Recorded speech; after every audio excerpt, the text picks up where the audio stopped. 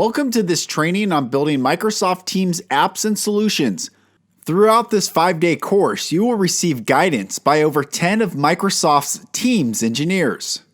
You can post your questions in the Q&A panel during the live session, and our team will answer your questions there.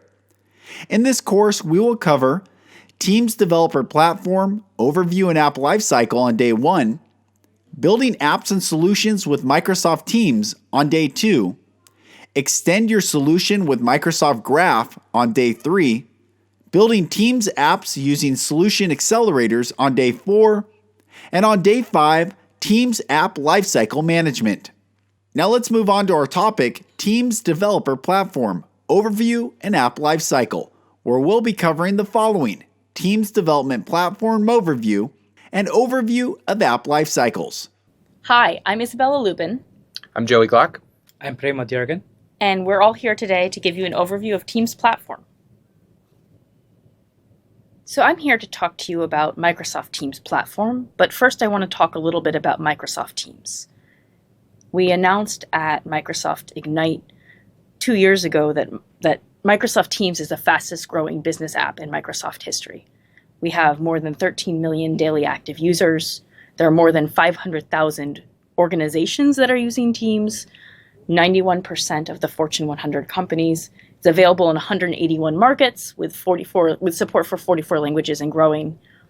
And more than 150 organizations have 10,000 or more users on Teams. So Microsoft Teams is a hub for teamwork in Office 365. It brings together all of the chat and meeting and calling functionality that customers need to communicate, alongside the ability to collaborate effectively with deeply integrated Office 365 apps.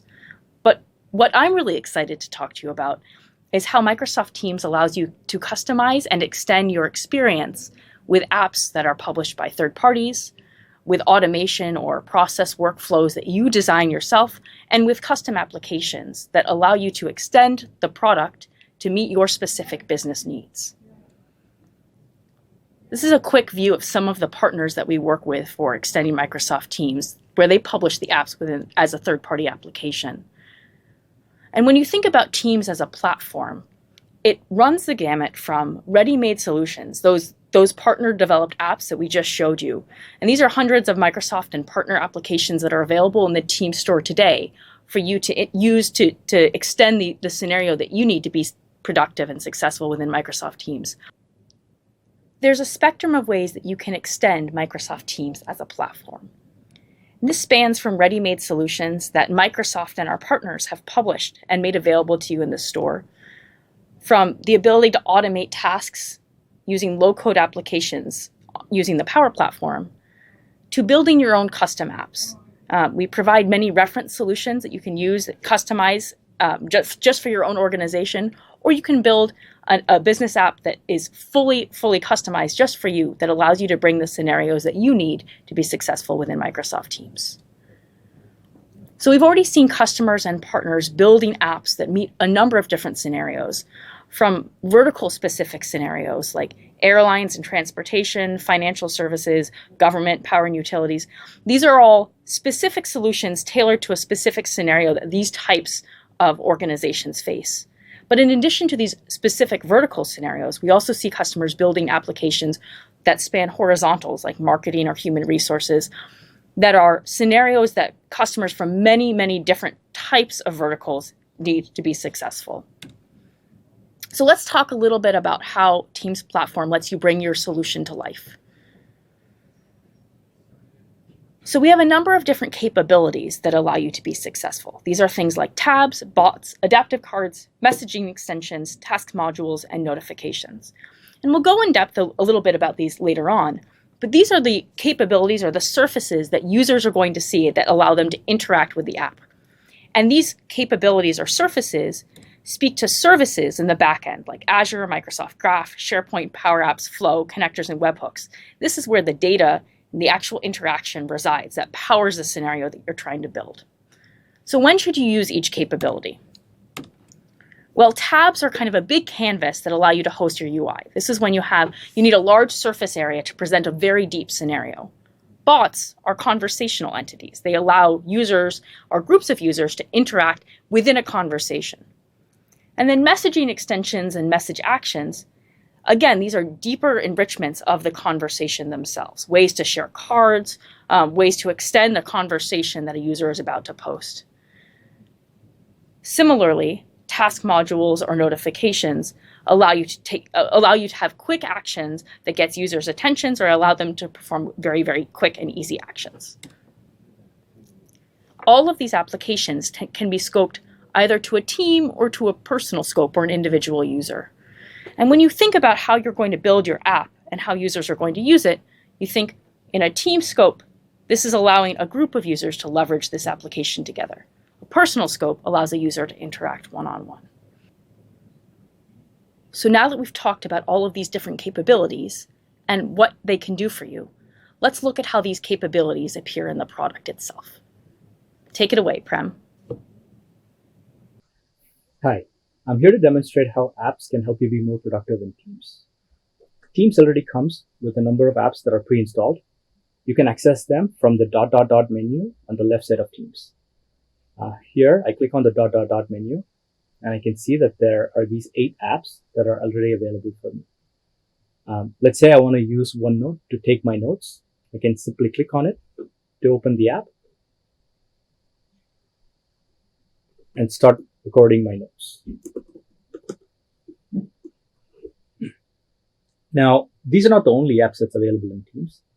There's a number of your favorite tools and services that are available in Teams as well. You can access them by going to the Apps button on the left side of Teams. So here you can see that there's a lot of popular services that integrate deeply with Teams to help make your teams be more productive. So if I wanted to use Trello for managing my project, I can simply open this app. The experience here tells how Trello works within Teams. You can browse through these screenshots to understand, how it manifests itself. There's also additional information about the specific capabilities Trello supports and all the other permissions that the app would need when it's being used. Now, to start using Trello, you can simply click on the Add button and start using it. There's another way to quickly find apps in Teams as well. Simply click on the ... menu, and then you can search for your favorite apps. Now, let's say I want to find a developer tool to manage my development processes in a team. Simply search for developer. And I know that I use Azure DevOps in my teams, so I can learn more about the app by clicking on this. And if I want to use this app, I can simply click Add and start using the app. You can follow the flows that the apps provide to set it up and start using them. Now that I've showed you how apps can help you be more productive, now let's talk about how apps help you be more productive with your teams. We just started adding Trello to use for ourselves. Now let's say I want to manage some of the projects that's going on in my sales and marketing team using Trello. I can simply click on the plus button and I can find a Trello board that tracks all my sales activities onto the top of the channel. This way, everybody that's collaborating on the project can have the board in a single place. So here I can log into Trello and continue using the app.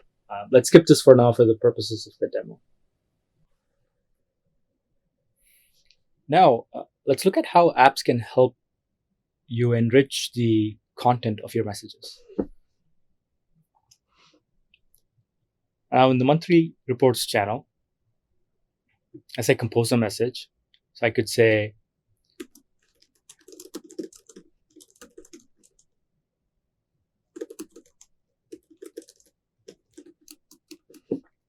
and I can quickly look up content using apps and Teams.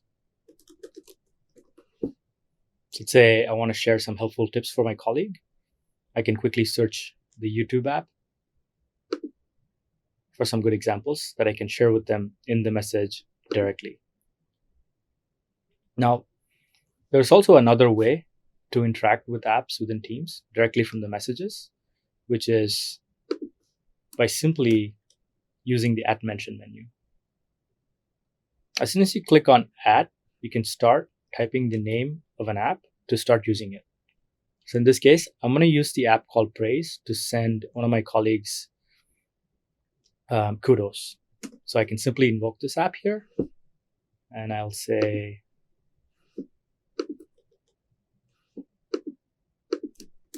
great job.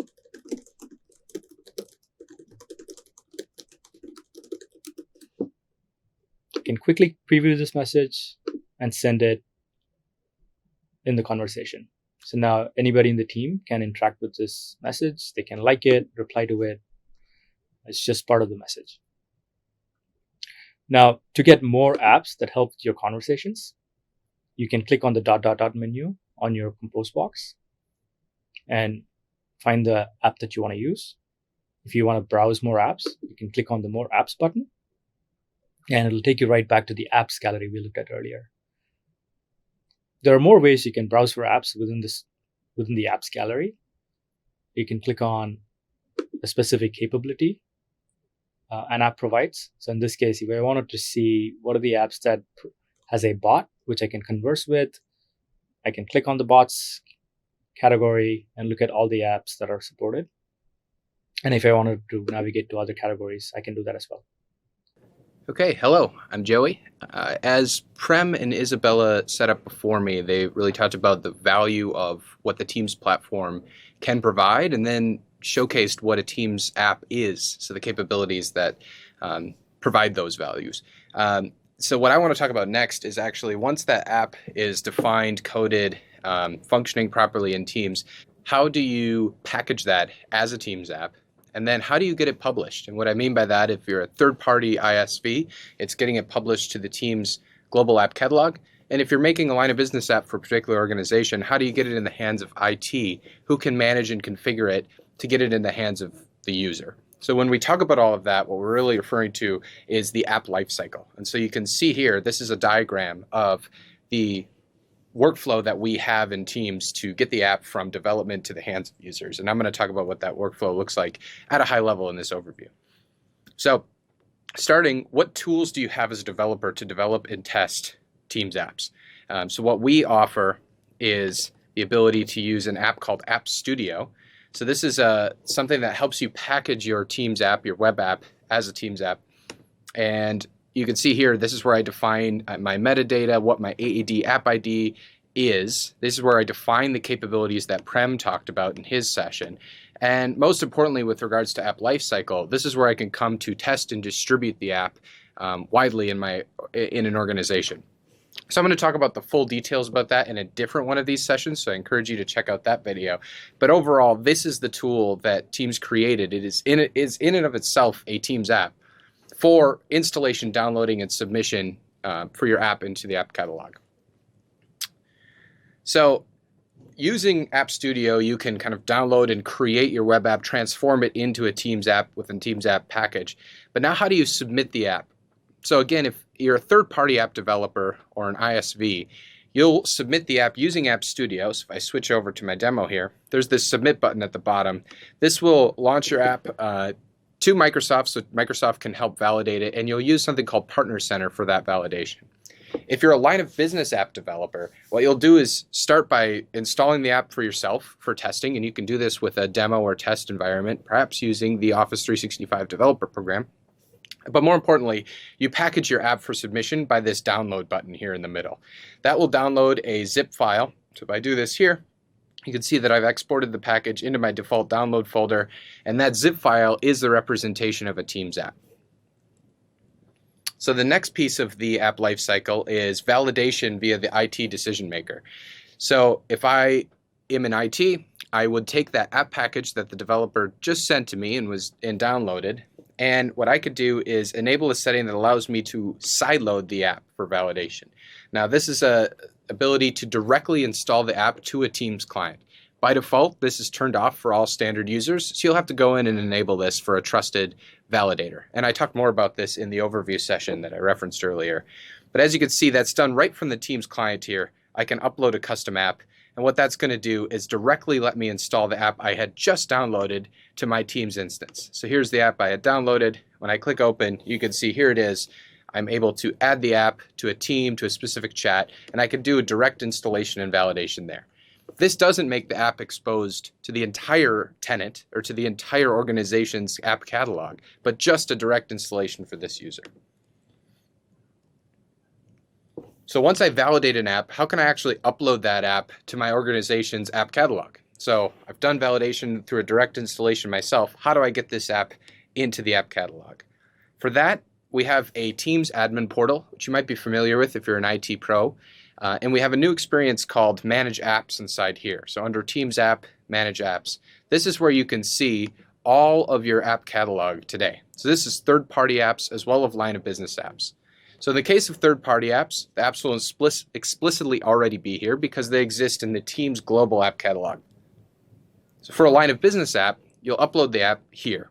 So if I click upload a new custom app, there's just a select file experience, and this is where I can choose an app to upload directly to the catalog. So I've already done that, and if I search for that app, here's the Contoso Company app that I've already uploaded to the catalog. From here, I have the tools I need to update that app, to delete the app out of the catalog, and if I so choose, from an organizational level, I could turn this app off and block it for everybody in my organization. So now as an IT pro, I've uploaded my app, I've approved my app, and I want to actually start to consider how to manage configurations and control permissions to who has access to it. You can do so through two different constructs that we have here. And we're going to, again, go into more detail in the App Lifecycle dedicated session. But just to give you an overview, I'll start with a construct of an app permission policy.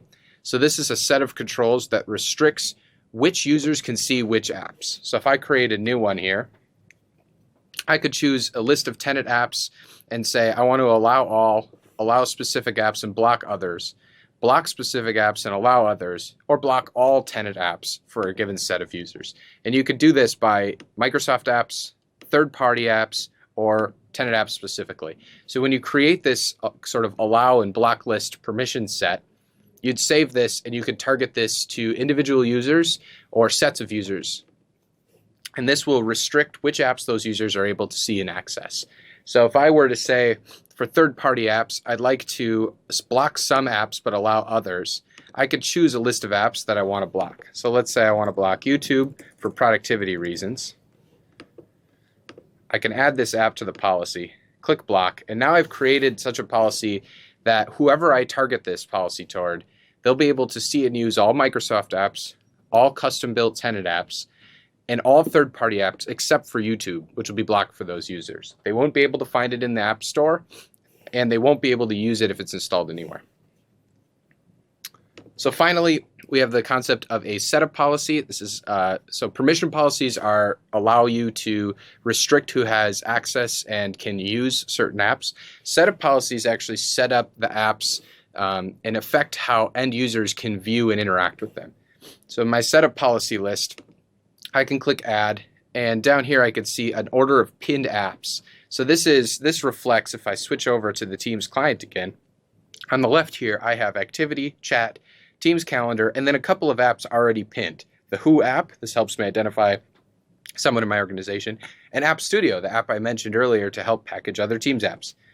An admin can set this up for users, change the order of these apps. So if I wanted to add, let's say, the Contoso app that I had talked about earlier, let's add this to the list. If I save this and I target this towards individual users, those users on their left-hand rail will see activity, chat, Teams calendar, calling, files, and finally the Contoso Company app pinned on their left rail. So setup policies really show you how to configure the Teams client such that a user interacts with the client and interacts with apps in a specific and well-defined way. So at a high level, I talked about, as a developer, how to package your app and get it into either the third-party or the line of business ecosystem. As a decision maker, how to leverage sideloading to directly install that app for your own testing and validation purposes. As an IT pro, for the case of line of business apps, how to upload those apps to the tenant app catalog. And for any type of app, I can show you how to delete or to block that app in the app catalog directly. And then finally, how to use permission and setup policies to restrict who has access to a given app and how that app looks like in the Teams client for end users. So now the last piece of the lifecycle is, as a user, how do you discover and use these apps? Prem touched on some of these topics earlier, but an output of all of these things is, as a user, I can launch down here the App Store. So this is going to show me all apps that are either available in the global catalog, that's this all apps section down here, or built directly from my organization. So for me, that's Microsoft, and here's a list of line of business apps available to me. Users can also directly search for apps from this menu here that we call the overflow menu. So this is all the apps made available to them by their organization, and if they need to see more, it takes them directly into the App Store. So to recap, Isabella talked about the value of Teams platform, and Prem talked about what a Teams app actually is. I talked about the tools that are in place to manage the life cycle of an app as it moves from development into the hands of a given organization, so that organization can control, restrict, and set up the app for their tenant. And then finally, how users discover and start to use these apps. All right, that's our overview for the Teams platform. Thank you for watching. Thanks for joining us for today's training. See you tomorrow, where we'll cover the following: building apps and solutions with Microsoft Teams.